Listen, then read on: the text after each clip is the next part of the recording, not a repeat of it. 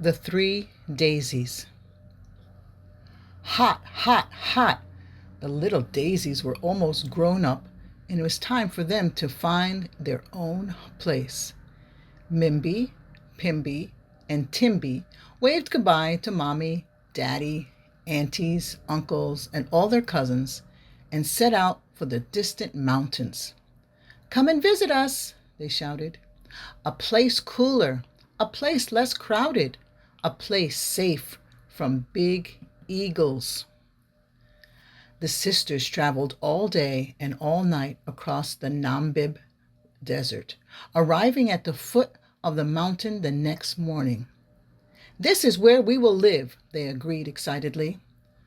"Welcome," a squeaky voice called out from the scree. It came from a handsome, smiling Agama man. "No one has lived here for a long, long time. Just me and a family of eagles up on the mountain." Eagles! The little daisies shivered in the hot, hot sun. Where would they build their houses? Mimby eyed the long grasses. "These grasses will make a lovely, cool house," she said, and she set to work, cutting, twisting, braiding, and bundling. She finished in no time. "Be near and dear, sisters," she called, crawling inside for a nap. Mimby spotted pieces of driftwood, silver from the sun, lying in the sand of the dry riverbed. "These will make a fine wooden house," she said, and she set about collecting as many pieces as she could find. When it was finished, she hung up a hammock and called out, "Be near and dear, sisters, while I rest my eyes." Timby looked at the rocks around their mountain. "I will make a stone house," she said, "but it won't be as easy to build as one made of grasses or sticks." And it wasn't. She had to work all day in the hot sun to get it finished, in time to sleep in it that night. Agama man had been watching them. He was happy they were staying on. He had missed having company. The three little daisies slept late into the morning as the sun rose higher and higher in the sky. The big old eagle who lived up on the mountain stretched his wings and flew down to look for a meal for his hungry chicks. Mimby woke up hungry and went outside. Suddenly, a long winged shadow passed over her. "The eagle!" she cried, and hurried back into her grass house. "I see you, Daisy," the eagle screeched and swooped down. "I'll flap and I'll clap and I'll blow your house in," he squawked, beating the air with his wings until the grass roof sailed off. The eagle grabbed Mimby and lifted her up, up, up to his nest. But the eagle was greedy. No sooner had he dropped Mimby into the nest than he spotted Pimby in front of her stick house far below. Two daisies would be delicious, double delicious, he thought, and down he went, feathers flying.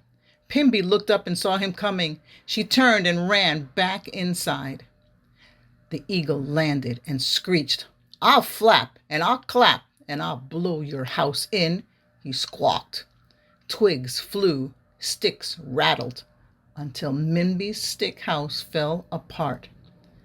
Then, just like Mimby, she felt herself being lifted high in the sky and plunked down in the eagle's nest. Timby called out to call her sisters to come for a breakfast of tasty seed porridge. But instead of a grass house and a stick house, she saw a long shadow screeching across the rocks. "I see you, Daisy. Here I come." The eagle landed and screeched, "I'll flap and I'll clap and I'll blow your house in." He flapped and clapped and beat his wings. Dust and sand blew everywhere, but the stone house didn't move.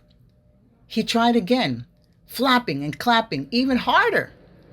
Dust and sand got in his eyes, but the stone house didn't budge. When the dust settled, the stone house was still standing, but the eagle was coughing and sneezing.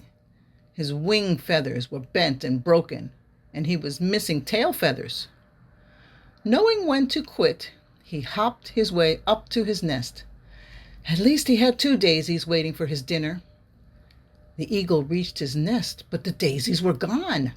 He looked down and saw them at the bottom of the mountain, heading for the stone house. It was his last chance. He screeched down towards the open chimney. Inside, the 3 sisters hugged each other. "There's nothing like a stone house when there are eagles abundant," they cried. Just then, the eagle tumbled down the chimney. "I'll flap and I'll clap and I'll—" A hot blast from the fire hit him. "Fly home for a nap," he squealed. As fast as he could, he squeezed back up the chimney and flew home, all black and singed from the smoky fire. And Mimby, Pimby, and Timby never saw so much as a tail feather of that eagle ever again. And if you travel to Namibia today, you will see daisies living in stone houses with handsome Agama men looking out for them. As for the pesky eagles, they are easily spotted, for their feathers are as black as soot. So come visit in southern Africa, the country of Namibia.